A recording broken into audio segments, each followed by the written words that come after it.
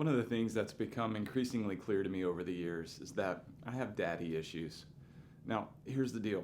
My dad is amazing, and I'm so fortunate to have a wonderful relationship with my father. He's always been an encourager, a provider, a supporter.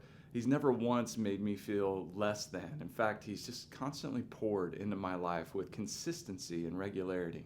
And I'm thankful for my dad. But even with such a great earthly father, there's still this part of me that wants to measure up. And yet, when I look at him, I'm like, I'll never measure up.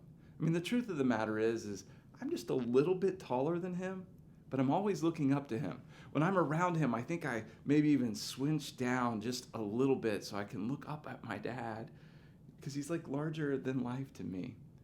And you think about that and you realize, all right, what is going on there? I'm always wanting to work hard and measure up. I've even found myself at times, like when I'm talking to my dad and he's like, how's it going? I start to like exaggerate a little bit, like to puff up my accomplishments, to be like, look at me, Dad. Aren't I amazing? And my dad's always been pretty cool to downplay that nonsense and just remind me that I'm his son, and I'm really thankful for that. Because you see, that's a great reflection of our Heavenly Father, where he says, you know what, you're my children, and that ought to be enough. You know, in this life, we can get so busy, even when we know God and we know who we are in relationship to him, we can get so busy just trying to earn his favor when his favor has already been given. That's kind of sad.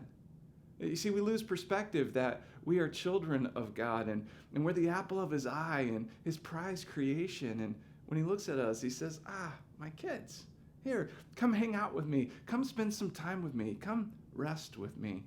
And yet we get so busy working to please him and honor him and to make him proud that we miss out on what he really wants, just being with him.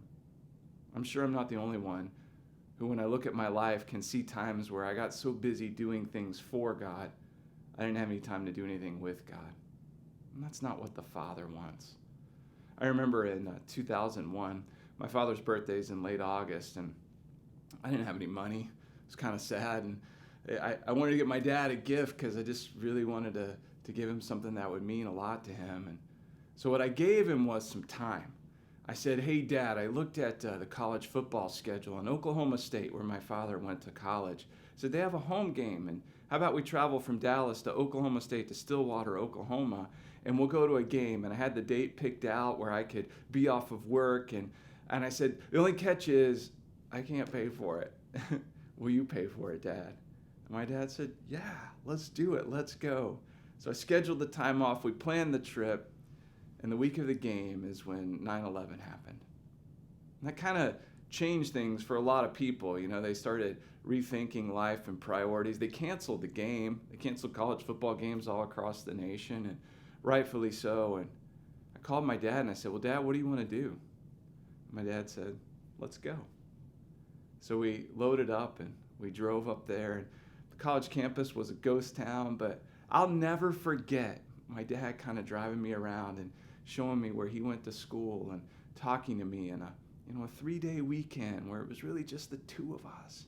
And in that moment of, crisis and a change of pace in this world, there was already time set aside for my dad.